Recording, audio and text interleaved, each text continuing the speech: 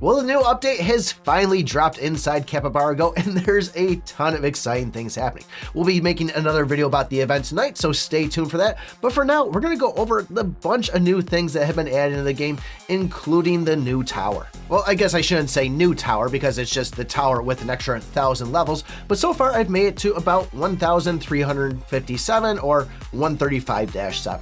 And this is going to be a new great spot where we can go get books to go and upgrade our legacies, heroes, and brands. They will start off at giving you 5, eventually it does creep up to 6, and I think by the end we might be seeing somewhere around 10. Now when you finally go and beat 10 floors, this is where you're now going to get wishing scrolls, and you might want to hang on to these things. If you head over to the hero tab and scroll all the way over, you'll see the new hero Spring Orchid.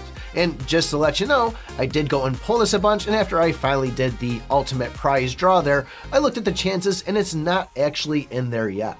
So not exactly sure if this is going to be only from a limited time event like we've been running into with the Elsa's statue, or if this will eventually get added to the pool. With the tower being added, we also have new tower challenge funds at $10 a piece, and this is an extremely good way to get some gems out of it. I did unlock the second one too, which was another $10, and I imagine we should be seeing 3 more of these. Unsure if they're going to go and kick it up to 15 or if it will still stay at 10. I've said before that this is probably one of the best purchases you can make inside the game, on top of the ad-free and the lifetime one. These are another good way to go.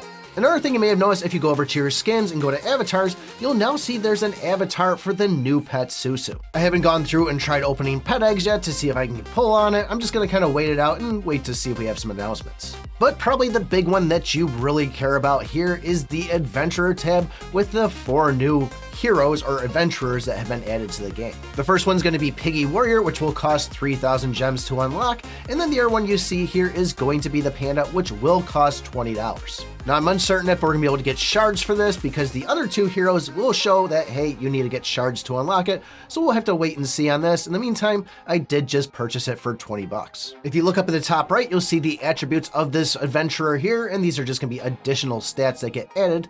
And if you click on the one for aptitude, these are going to be your attack, HP, and defense, and pretty much like a multiplier that'll be added in the equation of what your hero's final stats are going to be, or your overall stats. Then below that, you'll see the adventurer skills. These are just going to be kind of passive things that happen when you have this adventure equipped. So for Piggy here, when you do a basic attack, after that, you're going to have an additional 10% extra damage. You can also see as we get that star level from 4 stars or even 8 stars, we're going to unlock the next 2 passive effects, and those will be added onto that first one we just talked about. Now the Synergy Blessing is going to be a little different because this is going to be a skill that will now be added into the game. So Piggy here with the skill Pig Smash is going to give additional basic attack damage and then have a 5% chance to stun the enemy. That 5% is just going to be the chance of you proccing it, and then there's going to be another multiplier in there to say, hey, I'm attacking with a stun, is the enemy actually going to get stunned? Now, like I said, this skill will be found in battle, and you can go and upgrade this from a legendary to a legendary plus skill. However, though, it didn't make any difference on the stun chance, it did just increase the basic damage. If we head back over to the Adventurer tab, you can actually see that these skills can be upgraded outside of the actual battle itself. And to do so, we need to get some of these Synergy Blessing Scrolls, which looks like we're going to be getting inside this new event that's popping up later. As far as upgrading the level of Piggy themselves, this is where we're going to need to go into the new Adventure Tides, and this is going to be another one of those raids like the Raid Dragon Lair, the Phantom Sword, all those things where you just go in and it's a quick attack. However, once you first go in, this is going to be incredibly easy for you, and there's no real way to go and buy more tickets besides just watching the ads at the moment. On top of going and upgrading the Adventurer level, we can also upgrade the Adventurer Star level. And if we go over to Piggy, you can see that we can buy some of these things inside the actual guild shop. You can get 3 of them at a time, and I'm going to be buying them today, so hopefully it'll refresh tomorrow and see them again. The part that's going to get tricky is if we take a look at Panda here and try to upgrade him.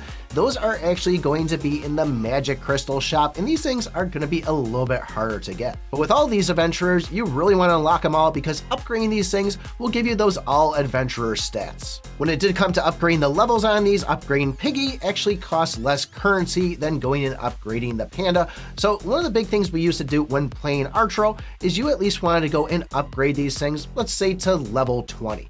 In other words, we wanted to get to that point where we're getting that first all adventurer stat. In Capybara Go, it actually looks like it's level 30 for that, But what we found in archero was if you went and took it to 20 and then tried to take the next one to 40, you would find that it was pretty much going to be the same currency to take 2 or 3 other heroes up to 20, and it was giving us a better result. So I can only imagine that as we go and invest out more levels, more currency, try to get all these adventurers to that first all adventurer stat. So with the panda, their skill is going to be Drunken Fist, they're going to have increased dodge, and after doing a dodge, you're going to get a 10% increase to your damage also. However, the adventurer skill on this one is pretty freaking awesome, at least for my build. And that's after a basic attack, there's going to be a 60% chance to increase the combo, the crit, and the counter damage by 3%, and that'll stack up to 5 times. So you can see the icon here from going and having the dodge skill and having this passive. We have the one for the 10% increase, and you can see this one here for the 5 stacks. Now for Little Bear and Dragon Girl, it looks like these two are going to be coming from the event,